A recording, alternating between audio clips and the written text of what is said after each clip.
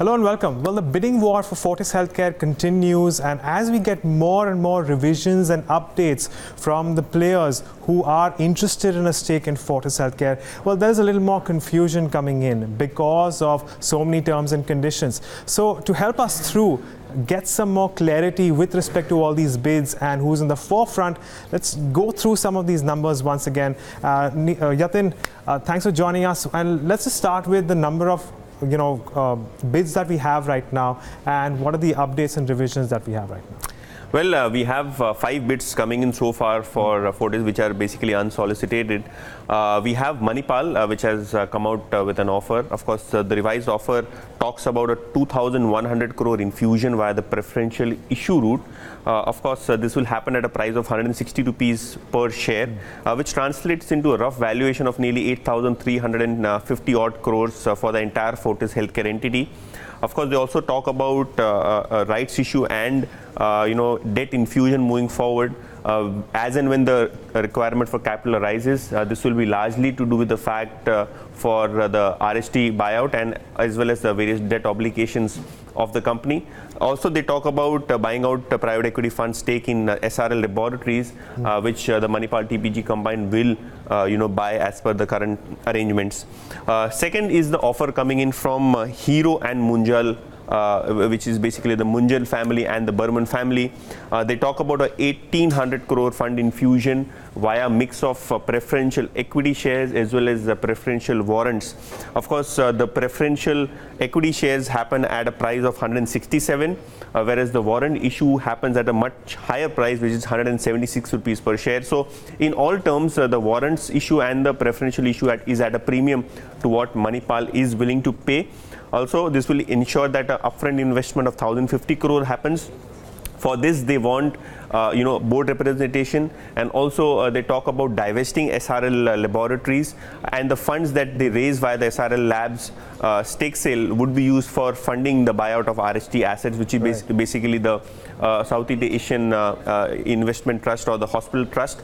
Of course, if that doesn't happen, they offer a rights issue. That is what the proposal is from the Munjal and Burman family office. Coming to IHH, no clarity on the structure of the transaction. They talk about a 4,000 crore infusion at a price of 175 rupees per share.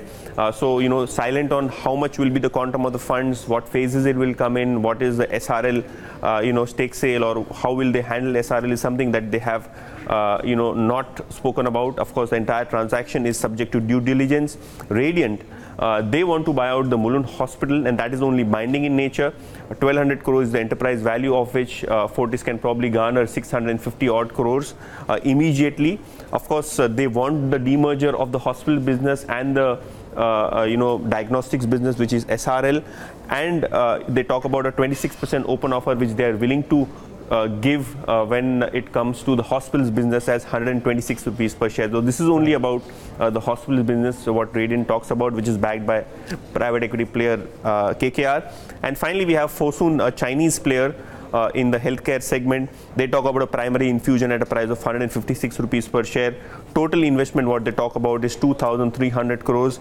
And, this is basically, again, non-binding in nature, subject to due diligence. So these are the 5 bids coming in for Fortis Healthcare so far. Sure, Yatin, but which of these bids stands to benefit most for Fortis Healthcare shareholders? Agam, very difficult to talk about this at current point in time because every day we have a new revision coming in. But every transaction has its own pros and cons. So, for example, if you look at the Manipal offer, they want greater control in the SRL or the diagnostics business. Of course, the preferential issue of 2,100 crores is something which is plain vanilla or simpler than the previous transactions that they have offered, and they are a leading healthcare player in India. So, on the experience front, probably they know how to run the healthcare business, and something in which they have expertise on.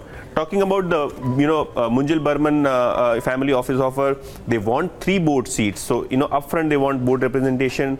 They want to exit out of SRL. We don't know how will the really real transaction shape up? Will it be happening at a higher valuation, lower valuation? Right. Of course, they talk about upfront cash infusion without due diligence is something important.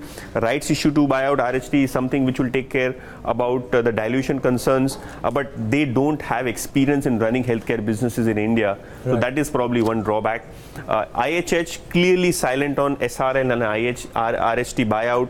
The equity infusion of 4,000 crores or up to 4,000 crores will lead to big equity dilution. Probably people don't appreciate that. Of course, what it is specialized in is the healthcare segment. Also, they have presence in India via their subsidiary Parkway Penthai, and also the infusion of this quantum may trigger an open offer, which might provide an exit opportunity to all shareholders. So each and every offer has its own pros and cons, Right. but clearly we'll wait for the board to decide about the final offer and the structure of the offer, which will give more clarity as to how one should evaluate all the bids, one by one. Right, so there you have it, guys. About 3 players out there which offer stand to have the most benefit with respect to Fortis Healthcare and buying a stake in the company.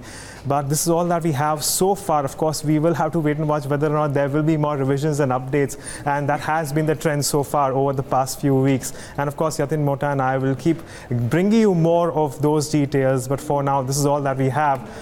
Don't go anywhere. Stay tuned in BloombergQuint and we'll keep bringing you more.